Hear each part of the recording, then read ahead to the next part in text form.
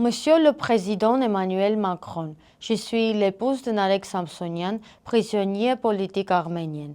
C'est la seconde fois que le régime de Pachinian envoie mon mari en prison pour ses discours d'opposition et ses critiques, lesquels ne contenaient pourtant aucune insulte, et ce, bien que l'insulte grave ait été dépénalisée en République d'Arménie il y a des années sous la pression de l'Occident. Allow me now to continue in the language in which I can express myself freely.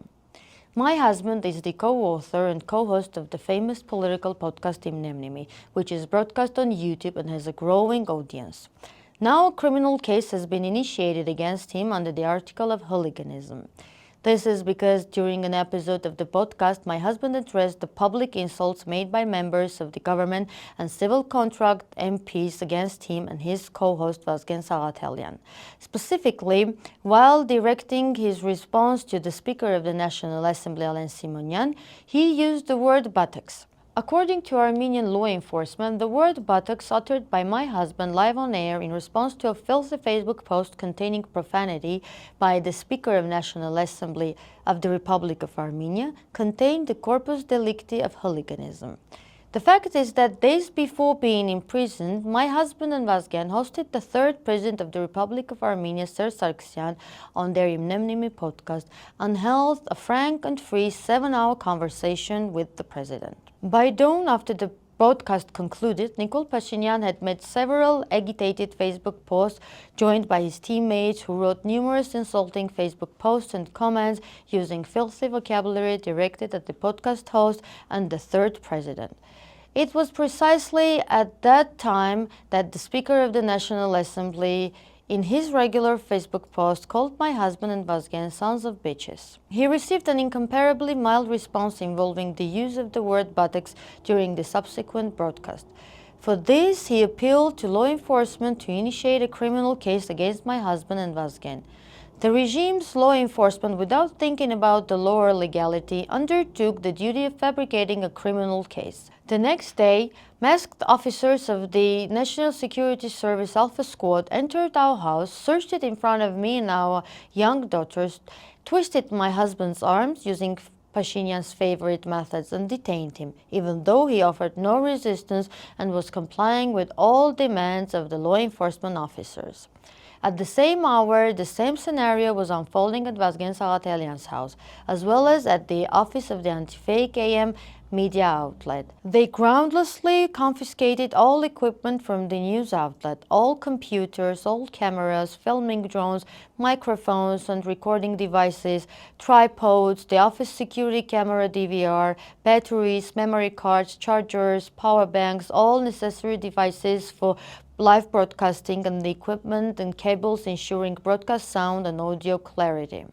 Depriving the news outlet of the equipment ensuring its operations had only one goal: to terminate the outlet's activity and to cause direct material damage. All that equipment has been acquired thanks to sympathizers, and fortunately, supporters appeared again who, with their own personal funds, provided the news outlet with the necessary equipment in a single day so that the outlet could continue its activity and the opposition voice could sound again. It's clearer than clear that this is a means to silence opposition speech in the Republic of Armenia and to intimidate other opposition members with this example. My husband and Vazgen have been illegally imprisoned since November 13 and are currently in the Armavir penitentiary.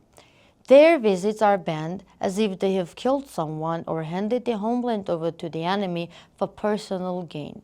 Following the work of media operating in France, seeing what uninhibited vocabulary is used in both political and entertainment programs, and seeing that profanity used in on-air speech, even directed at you, is not perceived as hooliganism and doesn't become a reason to send people to prison, I cannot understand how you shake Pashinyan's hand while seeing clearly how he subjected his opponents to political persecution using repressive methods and wipes his feet on true justice. International organizations have already recorded once that my husband and the co-host of the Իմնեմնիմի podcast, Vazgen Sagatelyan, were subjected to imprisonment for criticizing the government and Nicole Pashinyan in their podcast.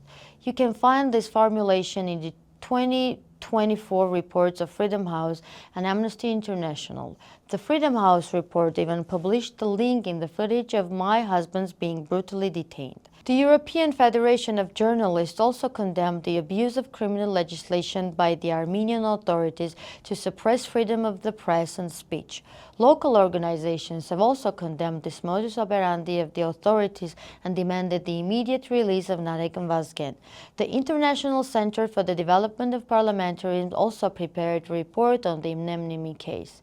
The Armenian Center for Political Rights compiled a comprehensive report on the previous and current criminal prosecutions of Narek Samsonyan. The criminal prosecutions initiated by the authorities against my husband and Samsonyan are gross violations of human rights and the realization of free speech, and they are being persecuted illegally. Proving what has been said is the fact that the Court of General Jurisdiction of the first instance in the Republic of Armenia has already issued a verdict of acquittal once in a previous criminal case of identical content involving Իմնեմնիմի. I am appealing to you and not to your country's ambassador, Olivier de Cotigny, because I am not confident that your ambassador is politically neutral. I am informing you so that you know whom you are protecting and what is happening in Armenia as a consequence of your protection. I appeal to you with the expectation that, if possible, you tell Pashinyan that this modus operandi of his has nothing to do with democracy and leads to totalitarianism. Do you think that for the sake of winning the struggle for hegemony between superpowers, it's worth closing your eyes to Pashinyan's totalitarian tendencies and not seeing that he is not a bearer of democratic values, but a classic dictator whom one is only allowed to praise, while those who dare to criticize must be sent to prisons? Unlike Gaddafi, Pashinyan hasn't killed demonstrators yet. Narek Samsonyan is a political prisoner in his own country who still romantically believes in true democracy and democratic values.